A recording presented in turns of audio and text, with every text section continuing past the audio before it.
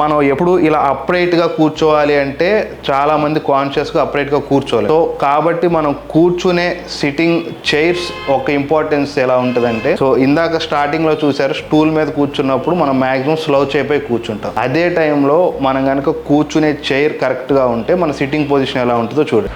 Hello, నేను మీ doctor ఏవంసీ Krishna, consultant orthopaedic surgeon, Vidhata hospital, Vijayawada. ఇందాక స్టూల్ మీద కూర్చున్నప్పుడు స్లౌచ్ కానీ అవన్నీ చూసారా. ఇప్పుడు కొంచెం ఎర్గనామికల్గా డిజైన్ చేసిన ఆఫీస్ చైర్లో కూర్చుంటే బాడీ ఎలా ఉంటుంది. సో మీకు షోల్డర్స్ అండ్ హిప్స్ మొత్తం ఒకే లైన్లో ఉన్నాయి. ట్రంక్ కొంచెం బ్యాక్వర్డ్ ఇంక్లినేషన్లో ఉంది. బ్యాక్వర్డ్ ఇంక్లినేషన్లో ఉంటే కూర్చునే వాళ్ళకు కూడా కొంచెం రిలాక్స్డ్గా ఉంటారు. ఇలా అప్రైట్గా కూర్చోవడం ఎక్కువసేపు కుదరదు కాబట్టి సో స్లైట్ బ్యాక్వర్డ్ ఇంక్లినేషన్ లో ఉంటే బాడీ కూడా రిలాక్స్డ్ గా ఉంటుంది. అండ్ మీ ఇయర్ అండ్ షోల్డర్స్ కూడా ఆల్మోస్ట్ సేమ్ లైన్ లో ఉంటాయి. అండ్ మీ hips and knees same line లో ఉన్నాయి. అండ్ నీస్ అండ్ యాంకిల్స్ కూడా సేమ్ లైన్ లో ఉన్నాయండి. సో ఈ పొజిషన్ లో కూర్చుంటే మీకు ఎక్కువగా నెక్ స్ట్రెయిన్ అవటం కానీ, లోవర్ బ్యాక్ మజిల్స్ స్ట్రెయిన్ అవటం, లేకపోతే డిస్క్స్ ఏమన్నా డిస్క్ బల్జెస్ రావటం కానీ అవి రాకుండా ఉంటాయి. సో మన సిట్టింగ్ పొజిషన్ ఆర్ మనం యూస్ చేసే చైర్స్ కానీ సిట్టింగ్ కి ఎలా కూర్చోవాలనేది మన ఓవరాల్ బాడీ హెల్త్ ప్లస్ మన